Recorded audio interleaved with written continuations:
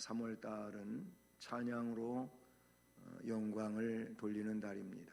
우리는 찬양으로 하나님께 영광을 돌리는 삶을 또 3월 중에 충만히 살아갈 수 있기를 주님의 이름으로 축복합니다.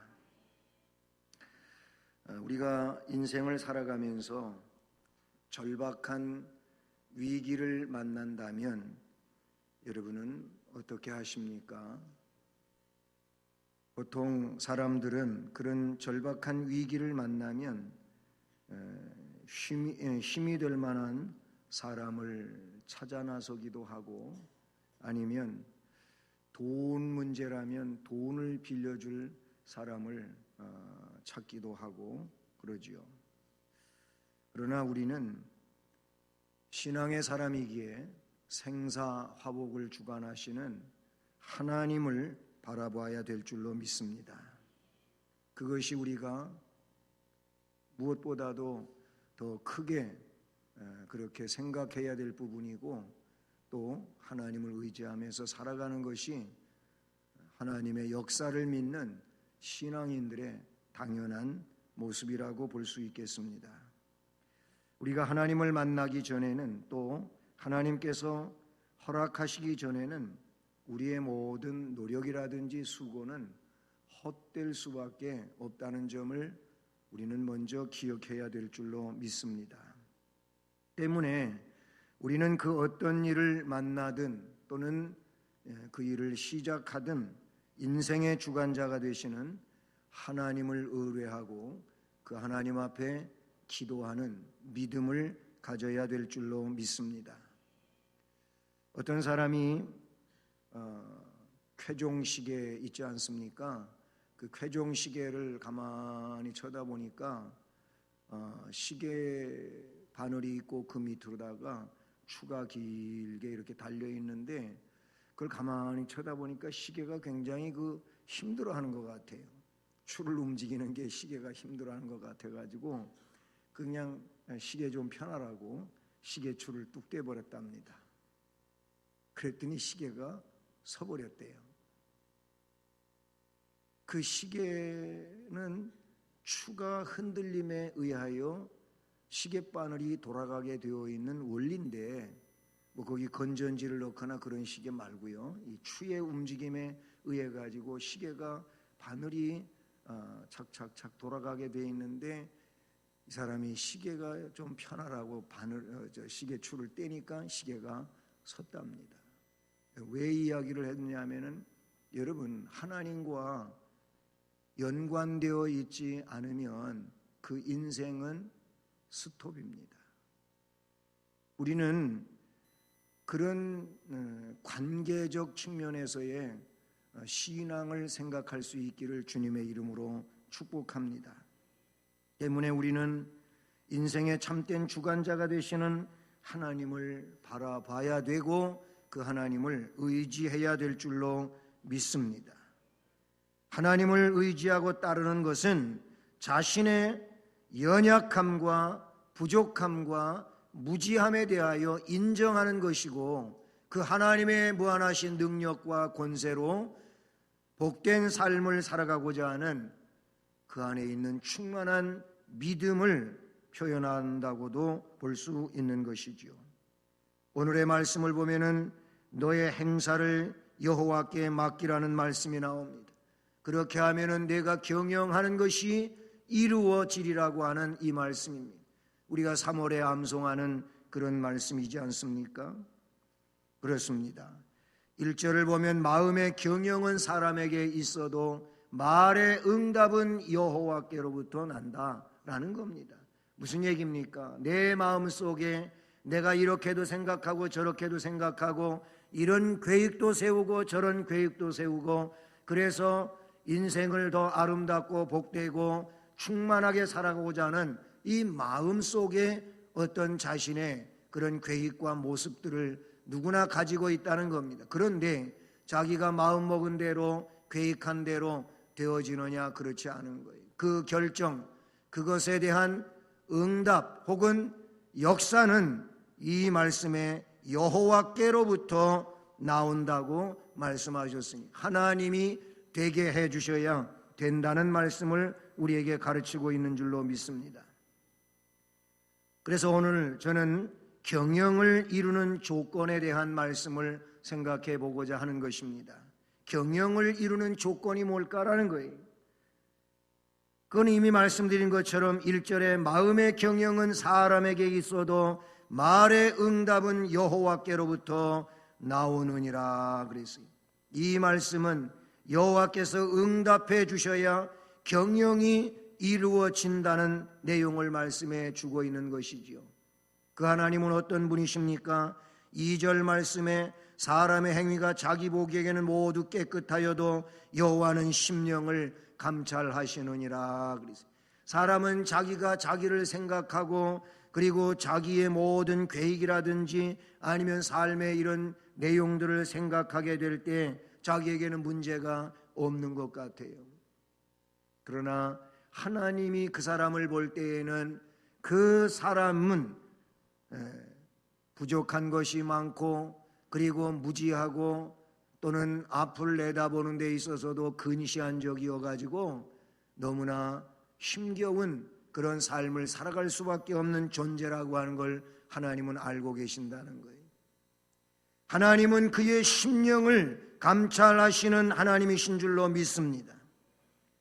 그리고 3절 말씀에서 우리가 암송하고 있는 것처럼 하나님은 모든 것을 이루어 주시는 그런 하나님이신 줄로 믿습니다. 때문에 그분께 우리는 행사를 맡겨야 되는 그런 입장에 있는 자인 줄로 믿습니다. 너의 행사를 여호와께 맡기라. 그리하면 내가 경영하고자 하는 것이 이루어지리라 라고 말씀해 주신다는 사실이지요.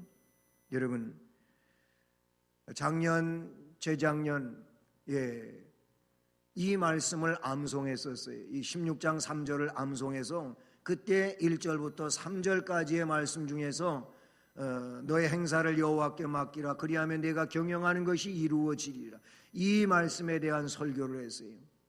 때문에 2년 전에 했으니까 또 해도 되겠지만은 그래도 총명하신 분들이 있어가지고 저거 작년 재작년에 목사님 설교했던 거네 똑같이 하네 그러실까봐 그렇게 하고자 하는 제 자존심도 허락지도 않고 그래가지고 7절까지 오늘 설교를 하는 겁니다.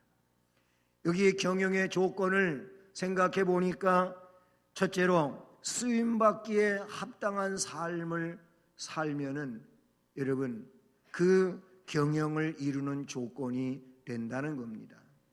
4절에 여호와께서 온갖 것을 그 쓰임에 적당하게 지으셨나니 악인도 악한 날에 적당하게 하셨느니라 그랬어요.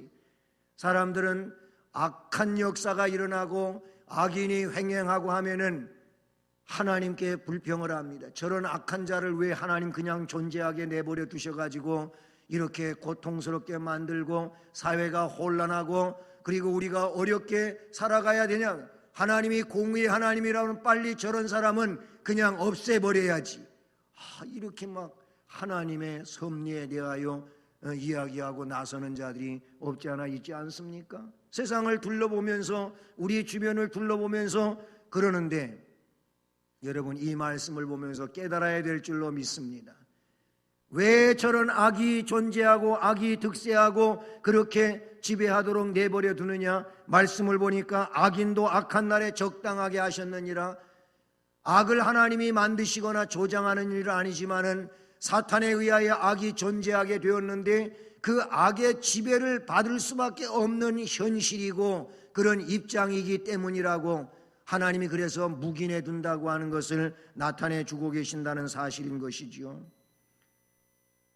종교개혁 500주년을 맞았습니다. 그래서 제가 2년 전에 그곳에 갔을 때 종교개혁을 기념 500주년을 앞두고 준비하는 일이 참 많았어요. 근데 벌써 그렇게 되고 말았어요.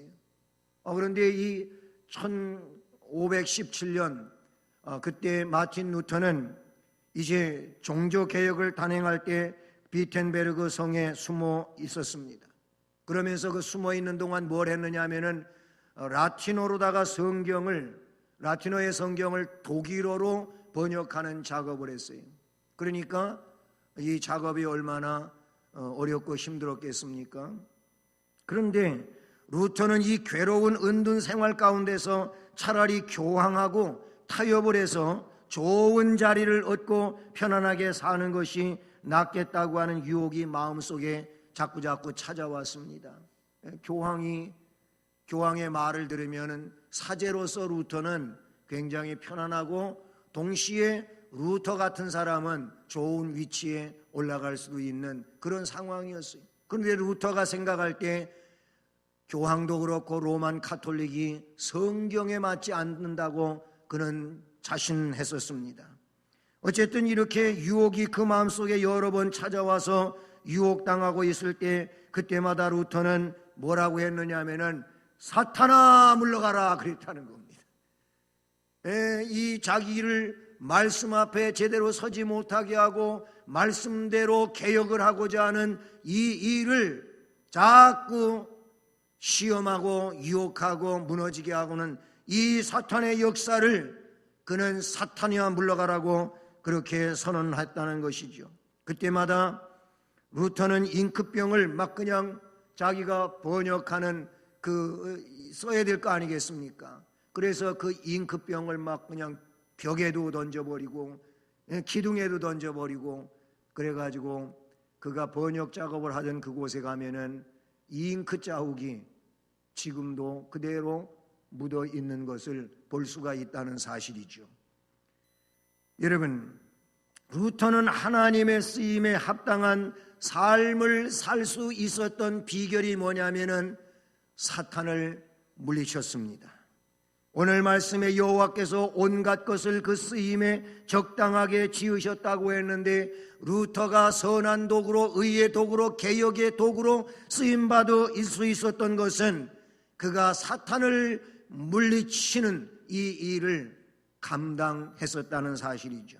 그에게 유혹이 찾아올 때마다 그 유혹을 사탄아 물러가라 하면서 그는 물리쳤던 것입니다. 그렇습니다. 루터가 사탄에게 노 하는 순간은 하나님께서 예스 하는 순간이었다, 그런 얘기인 것이죠. 우리가 악한 것에 대하여, 불법적인 것에 대하여, 말씀에 빗나간 것에 대하여 우리는 노 할 수 있어야 될 줄로 믿습니다. 그때 하나님은 나를 향하여 너의 삶에 대하여 내가 예스 하노라 라고 말씀해 주실 줄로 믿습니다. 그렇습니다. 우리가 하나님께 쓰임을 받으려면 우리는 유혹 앞에서 노라고 할 수 있는 용기가 필요한 줄로 믿습니다. 그래서 마음의 경영은 사람에게 있어도 말의 응답은 여호와께로부터 나온다는 것입니다. 사람의 행위가 자기 보기에는 모두 깨끗하지만 여호와는 그 심령을 감찰하신다고, 하나님이 모든 것을 알고 계시고 더 정확히 알고 계시고 하신다는 겁니다. 때문에 그 하나님께 행사를 맡기라는 겁니다. 그리하면 내가 경영하는 것이 이루어질 수 있다고 말씀해 주십니다. 그렇습니다. 경영을 이루는 조건은 여호와를 절대자로 의지하고 의뢰하고 그 하나님 앞에 나의 행사를 맡기는 것입니다. 나의 행사를 맡겨 하나님이 맡아주시고 주관하시고 인도하시고 이끌어 주시옵소서 하고 나아가게 될 때 그 사람이 곧 하나님의 쓰임받는 이런 합당한 사람이 되는 줄로 믿습니다. 하나님이 쓰임받기에 합당한 삶을 사는 것은 그러므로 하나님 앞에 맡기는 삶이라는 것이죠. 그 다음에 두 번째로 경영을 이루는 조건으로 제시되어지고 있는 것은 겸손한 삶을 살라고 말씀해 주시는 줄로 믿습니다. 5절 말씀 같이 읽어보실까요? 무릇 마음이 교만한 자를 여호와께서 미워하시나니 피차 손을 잡을지라도 벌을 면하지 못하리라 그랬어요. 아멘. 여기서 피차라고 하는 말은 다시 우리 성경에도 번역되어 있지 않습니까? 정녕 손을 잡을지라도 그 사람의 일들은 벌을 면할 수가 없다는 거예요. 말씀에 너희 무릇 마음이 교만한 자를 여호와께서 미워하신다고 말씀하셨으니 교만한 자 대신 여호와께서 기뻐하시는 사람, 여호와께서 사랑하는 사람은 겸손한 사람 아니겠습니까? 그러므로 겸손한 삶을 사는 것이 경영을 이루는 조건이 되는 줄로 믿습니다. 하나님은 이런 말이 있어요. 하나님은 겸손의 문을 통해서 들어오시고 사탄은 교만의 문을 통해서 들어온다 그랬어요. 그러니까 교만이라고 하는 건 뭐예요? 사탄이 나한테 들어오게 하는 거예요. 아니, 이미 사탄이 그 교만을 통하여 나에게 역사하고 있다고 볼 수 있는 것이죠. 하나님은 겸손한 자에게 함께 하십니다. 하나님은 겸손의 문을 통하여 내 삶에 들어오시고 역사하시는 줄로 믿습니다. 참 겸손은 나는 겸손하지 않다고 생각하는 사람이 겸손한 사람이에요. 말이 좀 이상한 것 같지만은 의미를 이해하실 수 있기를 바랍니다. 진짜 겸손은 뭐예요? 나는 겸손하지 못해. 이런 사람이 진짜 겸손한 사람이에요. 그리고 진짜로 교만한 사람은 어떤 사람은 나같이 겸손한 사람이 어디가 있어. 이런 사람이 진짜로 교만한 사람이에요. 그러니까 우리가 겸손한 것 같아도 나는 아직도 부족해요. 아직도 모자라요. 이런 사람이 된다니까요. 한번 따라서 볼까요? 참 겸손은 나는 아직 겸손하지 못해. 아멘. 이런 사람이 참 겸손한 거예요. 그리고 진짜로 교만한 사람은 어떤 사람이라고요? 나같이 겸손한 사람이 어디가 있어. 이런 사람이라고요. 여러분, 절대로 교만하지 않기를 바랍니다. 구제불능 교만은 나는 겸손하다고 생각하는 사람이 구제불능 교만한 사람이에요. 잠언 6장 17절로 19절의 말씀에 보면은 거기 이런 말씀들이 기록이 되어 있어요. 교만한 눈, 거짓된 혀, 무죄한 자의 피를 흘리는 손, 악한 계교를 꾀하는 마음, 빨리 악으로 달려가는 발, 거짓을 말하는 망령된 증인 및 형제 사이를 이간하는 자라는 그런 말씀이 나오고 있어요. 이 말씀에서 보면 하나님이 미워하시고 싫어하시는 것들이 나타나고 있는데 그 중에 더 많이 차지하고 있는 것이 뭐냐면 교만한 사람이라는 거예요. 교만한 사람, 교만한 눈, 거짓된 혀, 무죄한 자의 피를 흘리는 손 하면서 말씀에 주고 있다는 사실이죠. 예수님은 겸손하셨습니다. 그래서 나귀 타고 예루살렘에 입성하신다고 하는 이 내용은 예수 그리스도의 겸손을 상징하는 것을 말씀해 주고 있다는 사실이죠. 잠언 18장 12절의 말씀을 보면은 사람의 마음의 교만은 멸망의 선봉이요 그랬어요. 멸망의 선봉에 서는 자가 누구냐면 사람의 마음이 교만한 거예요. 이 마음이 교만하면은 멸망에 앞장선다는 얘기입니다. 그러나 겸손은 존귀의 앞잡이니라 그랬어요. 존귀한 사람, 존귀의 앞잡이가 되려면은 겸손한 자가 되어야 할 줄로 믿습니다. 잠언 22장 4절 보면은 겸손과 여호와를 경외함의 보응은 재물과 영광과 생명이라 했어요. 재물과 영광과 생명을 소유하려면은 우리는 겸손한 자가 되어야 할 줄로 믿습니다. 겸손한 자, 하나님께서 그와 같이 역사해 주실 줄로 믿습니다. 겸손에 반대되는 것은 교만인데 교만은 모든 악덕 가운데 제일 근본이 된다고 볼 수가 있는 겁니다. 그래서 교만은 악덕의 어미이고 겸손은 모든 덕의 근원이라고도 말하게 되는 것이죠. 성 아우구스티누스에게 어떤 사람이 와서 물었습니다. 기독교의 제일 되는 덕이 무엇입니까? 물었어요. 크리스천으로서 제일의 덕이 무엇입니까? 라고 물었더니 이 어거스틴이 뭐라고 말을 했겠습니까? 그리스도인의 제일의 덕목은 겸손입니다. 그랬대요. 그러십니까? 그러면은 두 번째 덕목은 무엇인가요? 물었더니 두 번째도 겸손이지요. 그랬대요.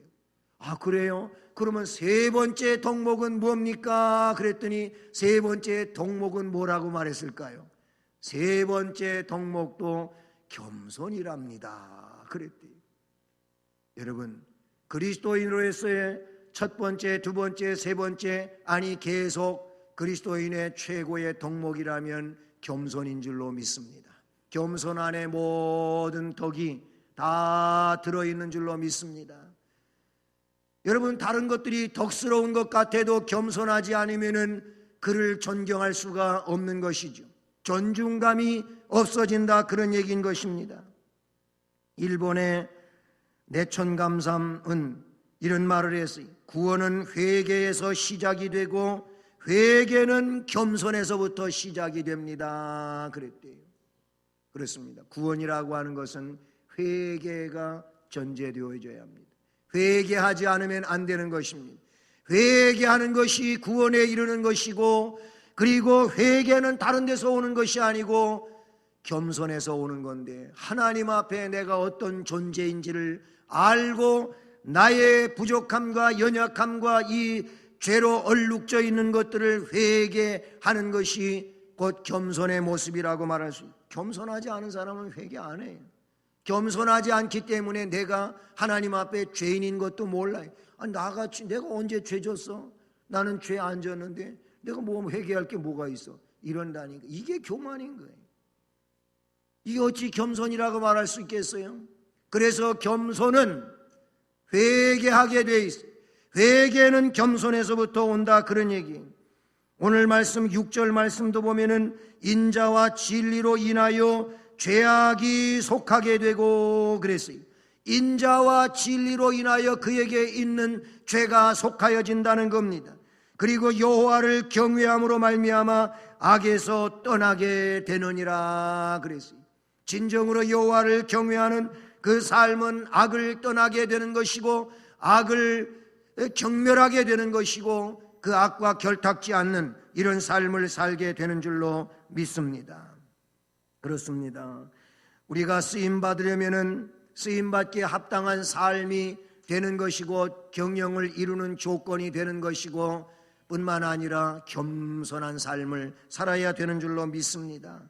바로 이렇게 겸손한 삶도 그렇고 하나님이 쓰시기에 합당한 삶을 사는 것도 나의 모든 것들을 여호와 앞에 맡기는 삶인 줄로 믿습니다. 더 나아가서 오늘 7절 말씀을 보면은 경영을 이루는 조건으로 제시하고 있는 내용이 뭐냐면 화목한 삶을 살라는 거예요. 따라서 하겠습니다. 경영을 이루려면 화목한 삶을 살아야 한다. 아멘. 그래요. 화목한 삶을 살아가고자 하는 자가 하나님이 함께 해주실 것이고 이의 삶 속에 주님이 그 능력으로 개입하시는 줄로 믿습니다. 여러분, 사람의 행위가 여호와를 기쁘시게 하면 그 사람의 원수라도 그와 더불어 화목하게 하시느니라 그랬어요.